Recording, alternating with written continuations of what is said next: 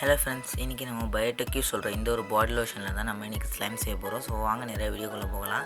அதுக்கு நம்ம அந்த ஒரு பாடி லோஷனை அந்த ஒரு பவுலில் போட்டுக்கிட்டு வாட்டரை ஆட் பண்ணிவிட்டு நல்லா க்ளூவும் ஆட் பண்ணி நல்லா மிக்ஸ் பண்ணிக்கலாம். அதுக்கப்புறம் கொஞ்சம் ஆக்டிவேட்டர் சேர்த்து நல்லா மிக்ஸ் பண்ணிக்கலாம். ஒன்ஸ் மோர் கொஞ்சம் க்ளூ கொஞ்சம் ஆட் பண்ணிக்கலாம்.